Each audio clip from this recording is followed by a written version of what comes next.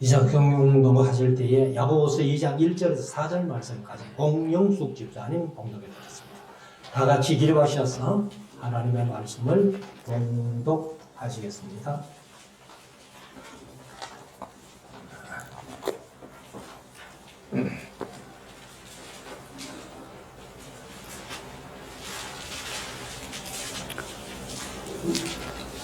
성경 말씀 봉독하겠습니다. 내 형제들아, 영광의 주 곧 우리 주 예수 그리스도를 믿는 믿음을 너희가 받았으니 사람을 외모로 취하지 말라. 만일 너희 회당에 금가락지를 끼고 아름다운 옷을 입은 사람이 들어오고 또 더러운 옷을 입은 가난한 사람이 들어올 때에 너희가 아름다운 옷을 입은 자를 돌아보아 가운데 여기 좋은 자리에 앉으소서 하고 또 가난한 자에게 이르되 너는 거기 섰든지 내 발등상 아래 앉으라 하면 너희끼리 서로 구별하며 악한 생각으로 판단하는 자가 되는 것이 아니냐.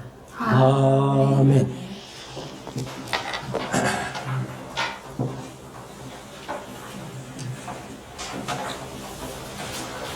이제 우리 하나님의 말씀을 묵상하는 시간인데요.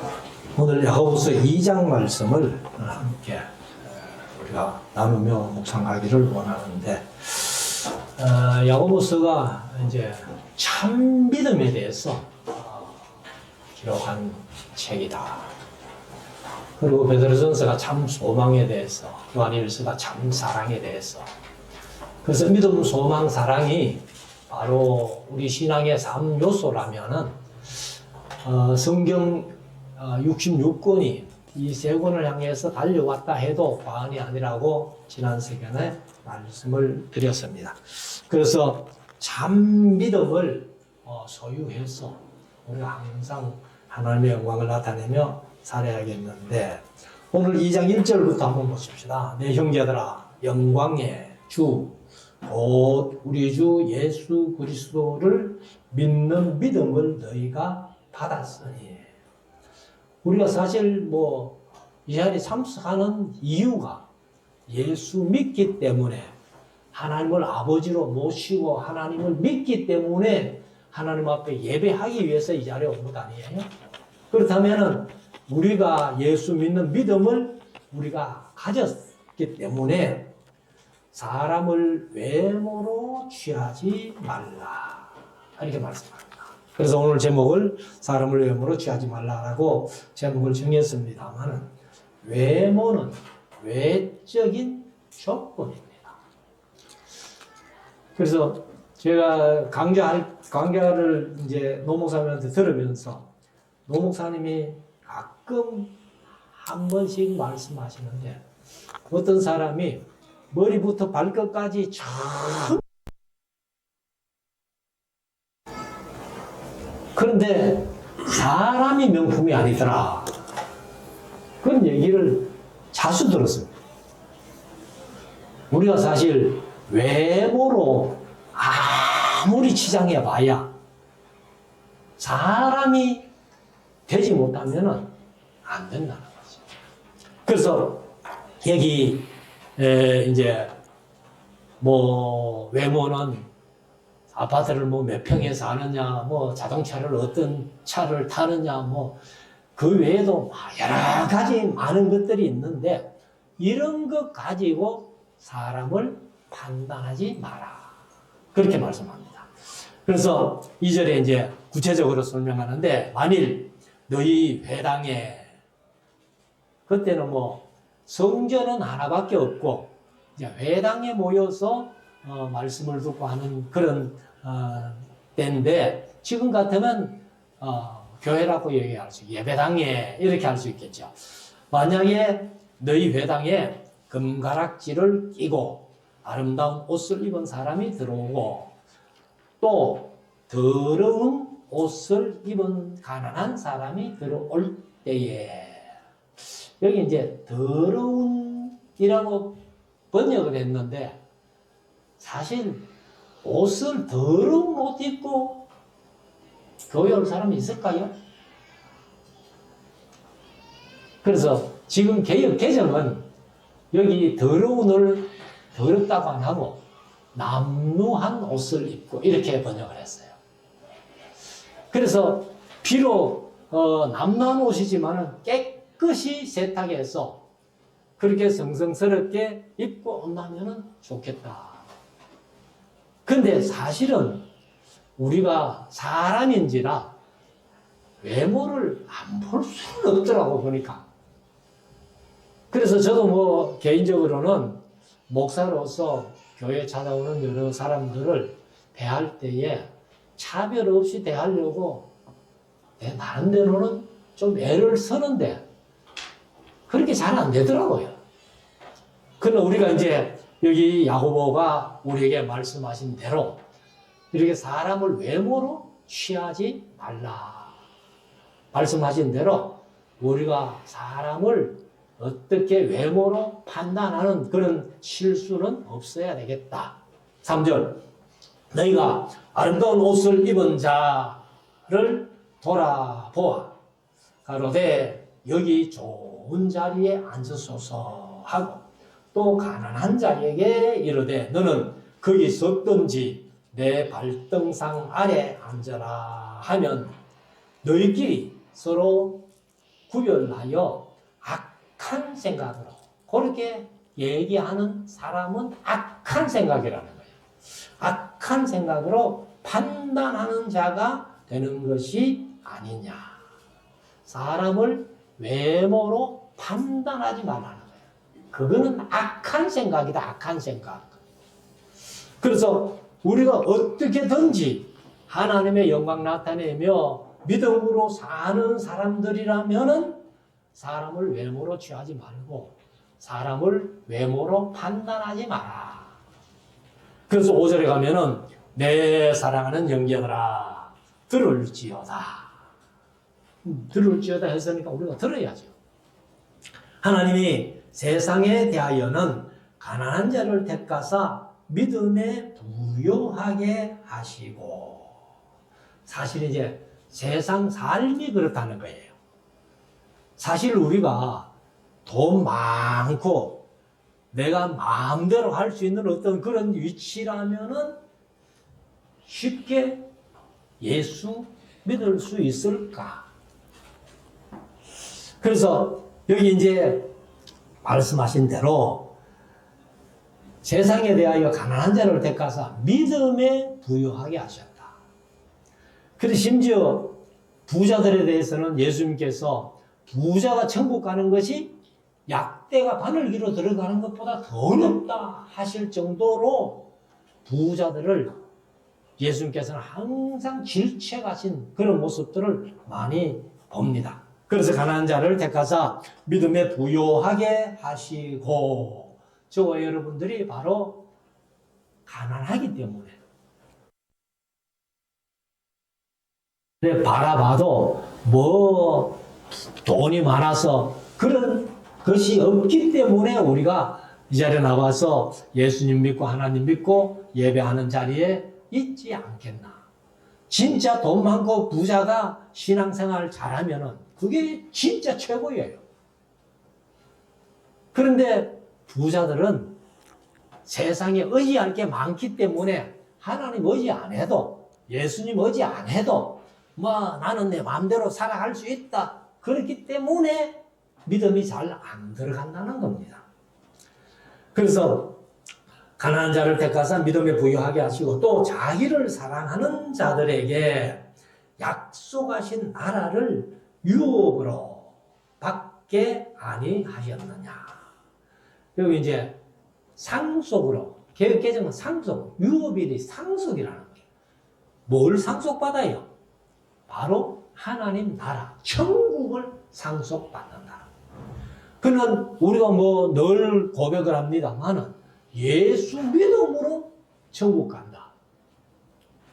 그런데 부자들은 자기들이 믿을 게 많으니까 엉뚱한 거 믿고 예수 안 믿으니까 지옥 간다.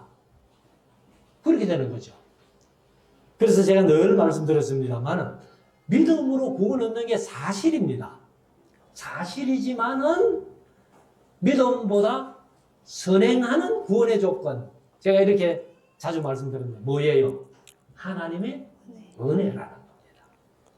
하나님의 은혜 베풀어 주시지 아니하시면 우리가 가난하다 손치더라도 예수 믿지 못합니다. 천국을 유업으로 받지 못해요. 그래서 6절에 가면 너희는 도리어 가난한 자를 괄시하였도다. 괄시하였다는 것이 개정은 업신여겼다는 거예요. 가난한 자를 그냥 막 눈밖에 버려두고 업신여겼도다. 부자는 너희를 압제하며 법정으로 끌고 가지 아니하느냐. 부자들이 법정으로 끌고 간다는 게 내가 잘못 없는데도 끌고 간다는 거예요. 근데 우리가 일반적인 생활 속에서는 그런 일이 참 드물죠. 그런데 이제 부자이면서도 세상에 악한 사람들이 많다는 거예요. 악한 사람들 많은데 그 악한 사람들 중에 미국에 가면은 몬산토라는 회사가 있답니다.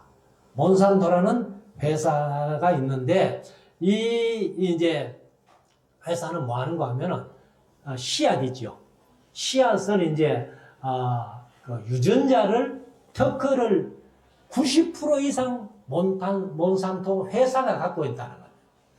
그러면 이제 얼마나 악한 거 하면은 이제 몬산토 그 유전자 한 것을 옆에 심고 다른 사람 또 옆에 밭에 또 다른 종자를 심잖아요.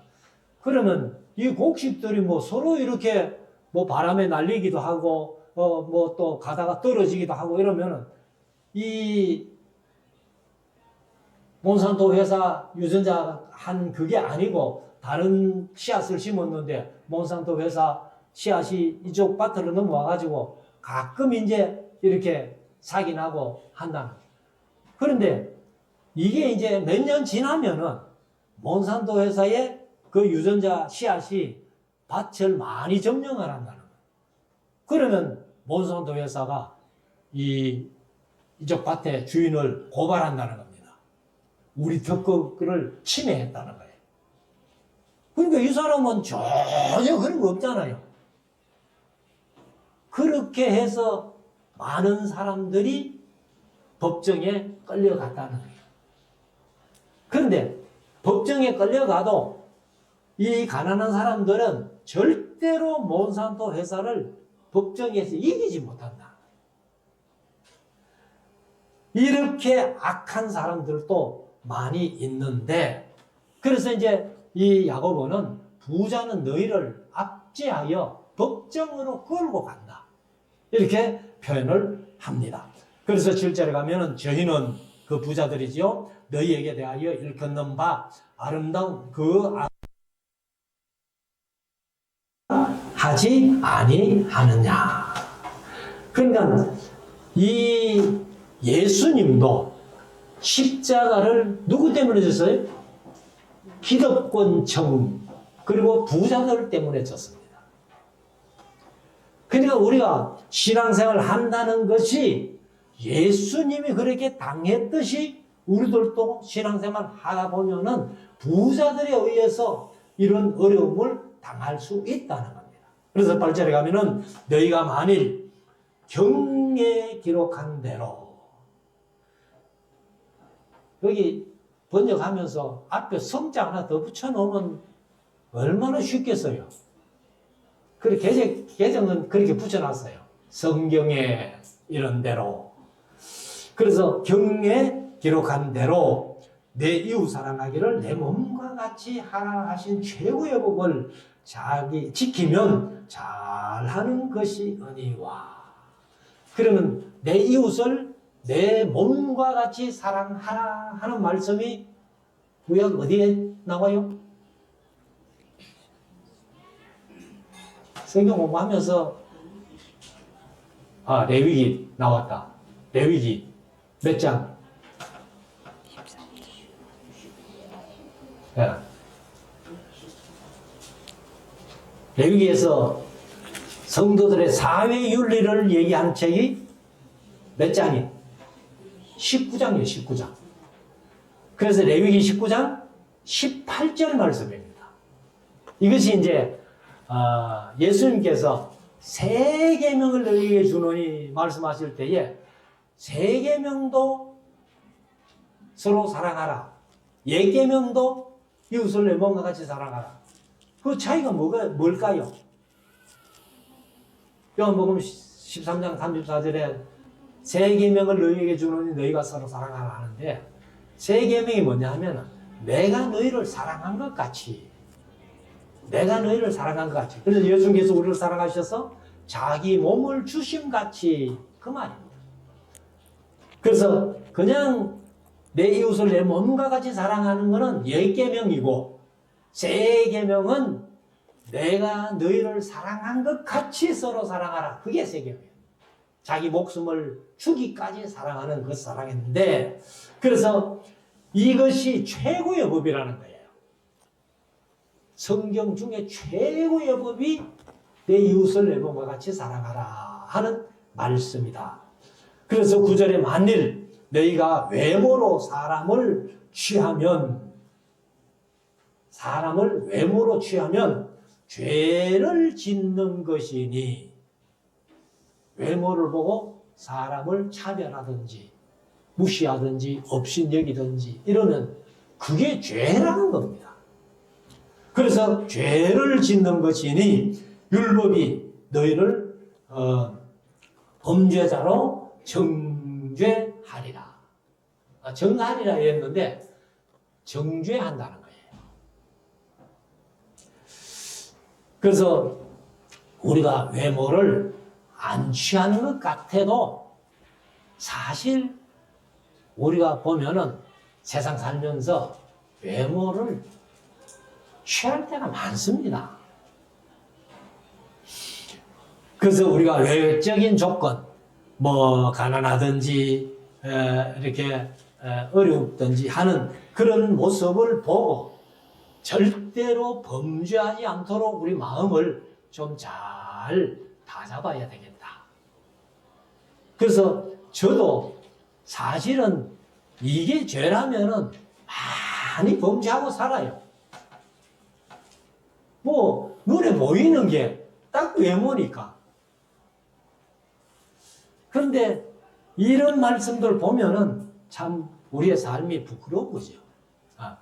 10절 누구든지 온 율법을 지키다가 그 하나에 그치면 그 하나를 범하면 그 말이죠.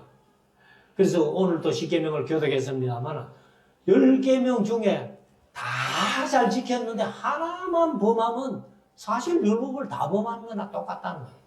그래서 그 하나에 그치면 모두 범한 자가 되나니 가늠하지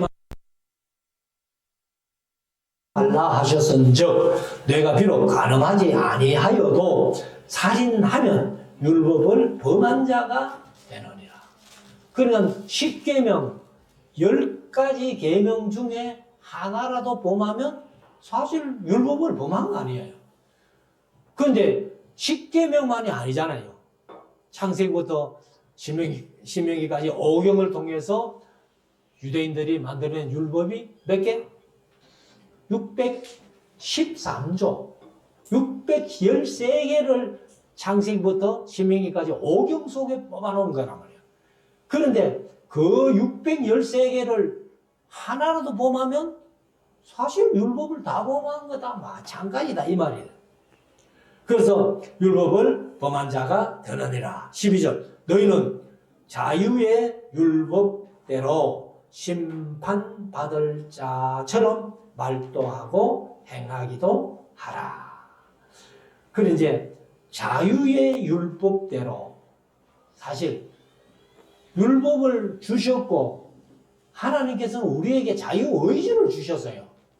율법을 지키면 복을 받고 또 안 지키면 저주받고 이렇게 레위기 26장이나 신명기 28장에 말씀을 하셨는데 그런데 율법대로 심판받을 자처럼 하나라도 율법을 범하면 하나님이 내게 심판하신다 하는 마음을 가지고 그렇게 말도 하고 행하기도 하라는 거예요.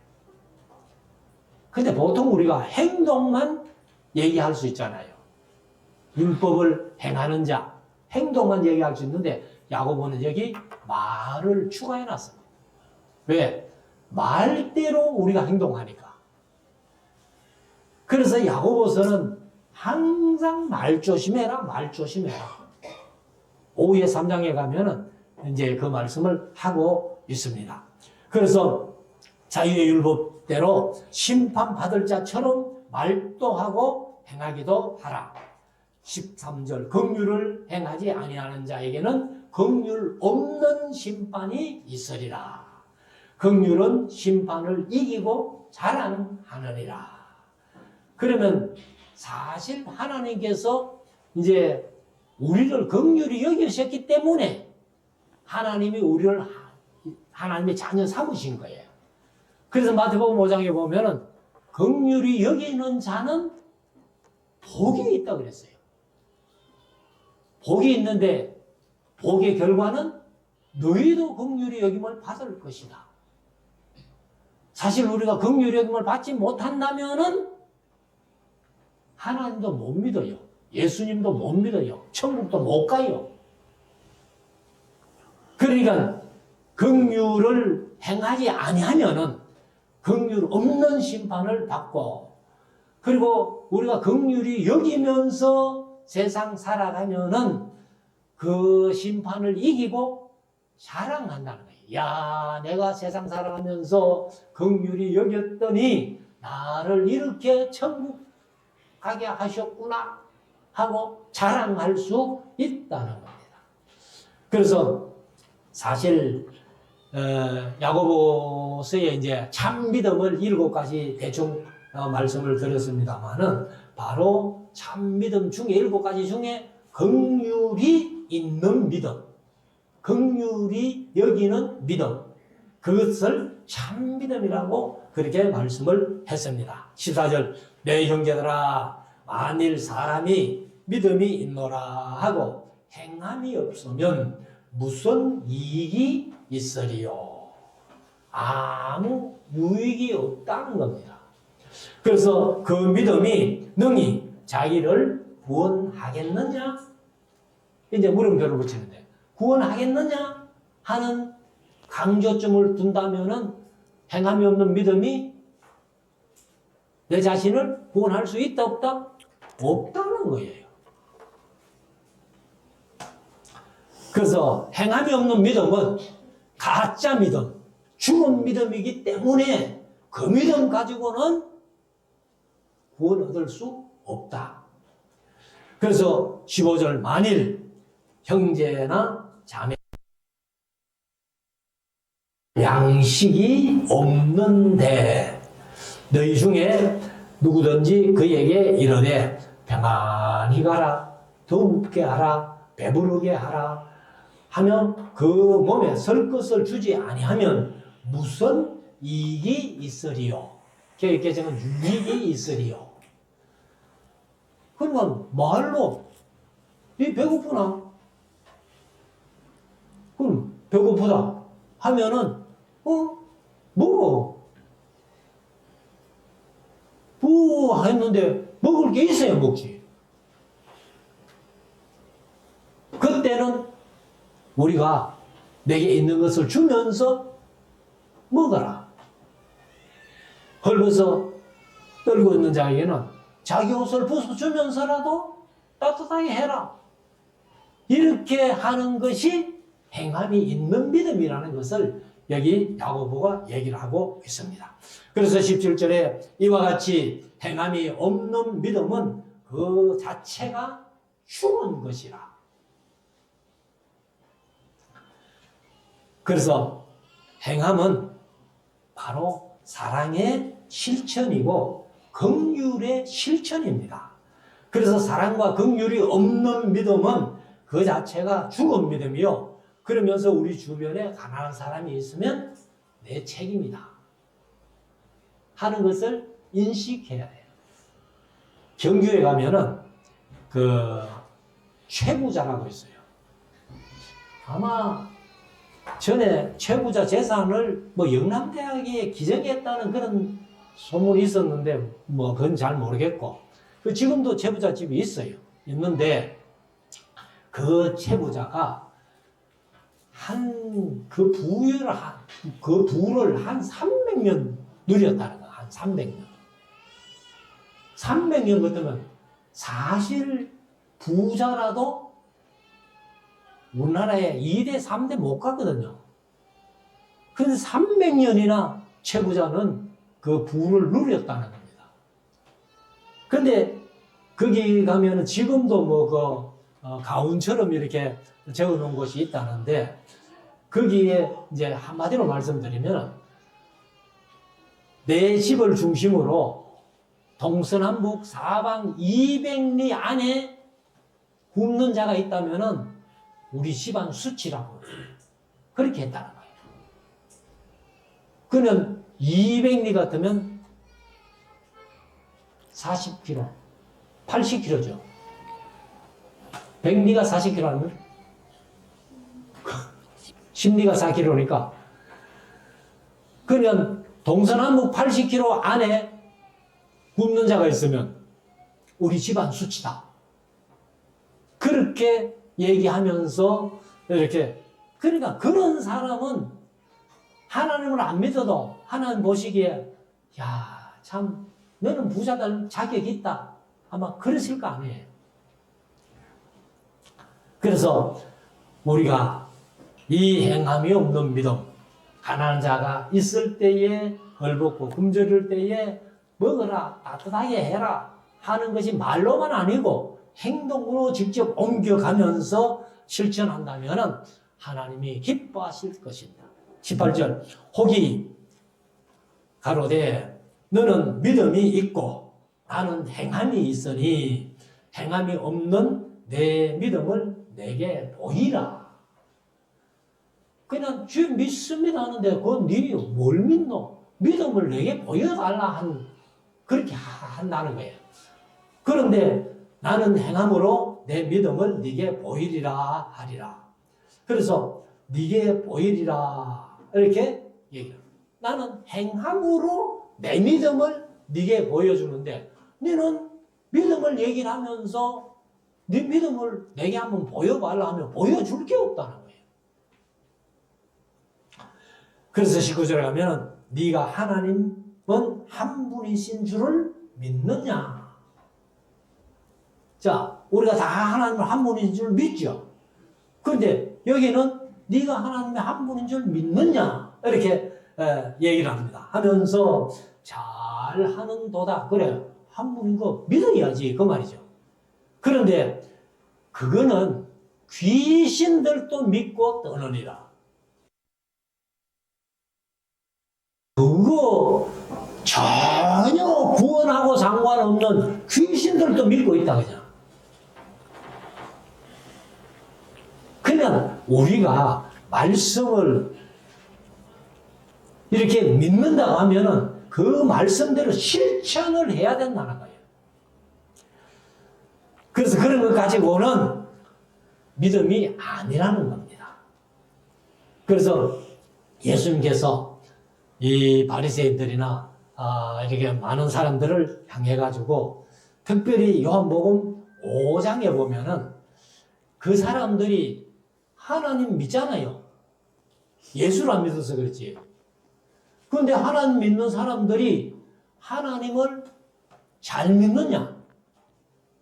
믿음은 얼마나 잘 믿는지 몰라도 예수님께서 마태복음 23장에 보면 화 있을 진저 외식하는 서기관들과 바리새인들이 하고 그 책망을 하시는데 그 사람 하나님 잘 믿어요. 바리새인들이.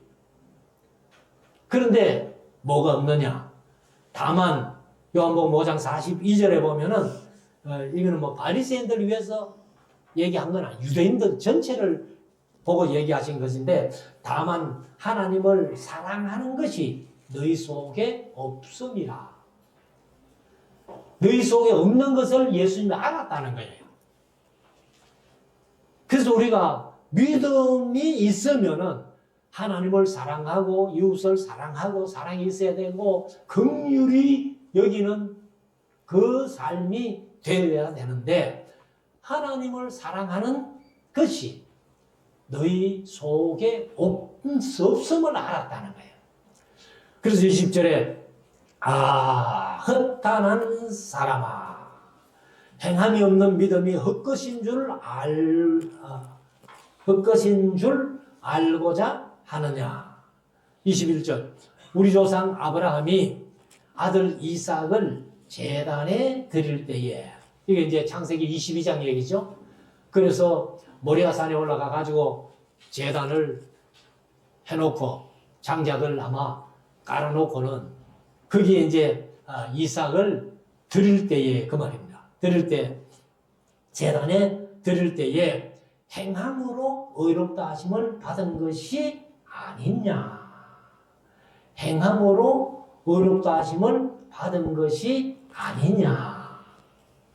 네가 보거니와 믿음이 그의 행함과 함께 일하고 믿음이 그의 행함과 아브라함의 예를 들어서 그의 행함과 함께 일하고 행함으로 믿음이 온전케 되었느니라. 이에 경에 이런 바 여기도 경이라고 해요. 성경에 이런 바 아브라함이 하나님을 믿으니 이것을 의로 여기셨다는 말씀이 응하였고 그는 하나님의 벗이라 칭함을 받았나니. 사실 하나님께서 아브라함은 내 벗이야 이렇게 제가 찾아보니까 하나님이 그렇게 말씀하신 것은 성경에 없어요. 그런데 이제 성경에 보면은 이 아까 하나님을 믿는 것을 의로 여기 있었다는 것은 창세기 15장 6절에 아브라함이 여호와를 믿으니 여호와께서 이를 믿는 믿음을 그의 의로 여기시고 이렇게 말씀하셨고 그리고 이제 나의 벗이다 하는 것은 하나님이 직접 말씀 한글 적어놓은 건 없더라고 찾아보니까. 그런데 이사야서 41장 8절에 보면은 그러나 나의 종 너 이스라엘아 나의 택한 야곱이 나의 벗 아브라함의 자손아 하고 하나님이 말씀하신 것을 이사야가 이렇게 적어놨어요. 그래서 야고보 하는 것은 이스라엘 아니에요. 이스라엘을 가리키는데 나의 벗 아브라함의 자손아. 아브라함의 자손들이 이스라엘 되겠죠. 그리고 역대하서 20장 7절에 보면은 우리 하나님이요 전에 이 땅 거민을 주의 백성 이스라엘 앞에서 쫓아내시고 그 땅으로 주의 벗 아브라함의 자손에게 영원히 주지 아니하셨나이까 하면서 역대기에 이제 역대하에 이렇게 적어놓은 겁니다. 주의 벗 아브라함의 자손에게 영영히 주신 것이 주지 아니하셨나이까. 이게 이제 여호사밧 왕이 그렇게 얘기를 한 겁니다. 그래서 24절에 가면은 이로 보건대 아브라함의 그 행함을 보건대 사람이 행함으로 의롭다 하심을 받고 믿음으로만 아니니라. 여기 만자가 중요해요. 로마서 3장 4장에는 믿음으로 의롭다함을 받잖아요. 그런데 믿음으로 의롭다함을 받는데 믿음으로 의롭다함을 받은 것은 행함이 안 따라간다면 그게 완전한 의롭다 하심을 받은 것이 아니라는 거예요. 그래서 행함으로 의롭다 하심을 받고 믿음으로만 아니니라. 믿음만 가지고 안 된다 그 말이에요. 믿음이 있다면 행함이 반드시 따라가야 된다. 그래서 25절 또 이와 같이 기생 라합이 여호수아서 2장 말씀이죠. 사자를 대접대하여 또 이제 두 정탐꾼이죠. 두 정탐꾼을 접대하여 다른 길로 나가게 할 때에 행함으로 어렵다 하심을 받은 것이 아니냐. 그래서 여리고가 망할 때에도 라합 집에 들어가 있던 사람들은 다 구원을 받았잖아요. 그래서 정탐꾼들이 약속하기를 너 창에다가 뭐를 붉은 줄을 들여오너라. 그러면 그것이 표징이 돼가지고 너희 집에 안에 있는 사람들은 절대로 우리가 손을 대지 않겠다. 그런데 라합이 그 두 정탐꾼을 숨겨주지도 않고 그 이제 여리고 사람들이 라합 집에 쫓아가가지고 정탐꾼들 들어왔지 할 때에 저 옥상에 가면 있습니다. 그렇게 했다면은 라합이 그런 은혜를 받았을까요? 그러니까 라합이 이방인이면서 예수님의 족보에 들어간 사람이에요. 그게 얼마나 큰 복이에요. 그래서 이제 결론적으로 말씀하시는 게 뭐냐면은 26절 마지막 절입니다. 영혼 없는 몸이 죽은 것 같이 영혼이 없는 몸이 죽은 거죠. 그리고 우리가 살아 움직이는 것은 육체와 영혼이 하나로 결합되어 있는 거예요. 근데 속에 영혼이 떠나가 버리면 그게 죽은 몸이잖아요. 그래서 영혼 없는 몸이 죽은 것 같이 행함이 없는 믿음은 죽은 것입니다. 죽은 믿음을 가지고는 구원받지 못한다. 그래서 다시 한번 말씀드리면 이 세상에 거짓 믿음이 너무 많아요. 거짓 믿음, 엉터리 믿음. 그래서 무엇보다도 우리가 행함이 없는 믿음은 아무것도 아니다. 그래서 영혼 없는 몸이 죽은 것 같이 행함이 없는 믿음은 죽은 것이다 라고 말씀을 하십니다. 그래서 우리가 세상에 보면은 이 참 믿음도 아니고 거짓 믿음, 특별히 이제 권력 세계를 보면은 대통령이 교인이다 하면은 아마 많은 사람들이 교회로 그렇게 오는 경우, 특별히 뭐 이승만 대통령 때는 그런 일이 너무 많았다는 거예요. 전혀 믿음도 없으면서 대통령이 교인이니까 나도 교회 간다. 이런 경우가 너무 많다는 거예요. 그래서 우리가 뭐 다 보고 느끼는 겁니다만은 선거철만 되면은 후보자들, 그 다음에 뭐 가족들, 그래서 선거철 되면은 어떤 사람은 자기는 교회 가고 아내는 천주교 가고 딸은 뭐 불교 가고 뭐 이렇게 한 표라도 얻으려고 그런 경우가 얼마나 많은지 몰라요. 그래서 우리는 그런 믿음이 아니라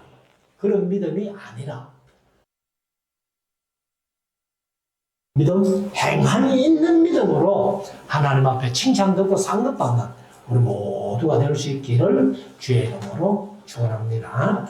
기도드리겠습니다.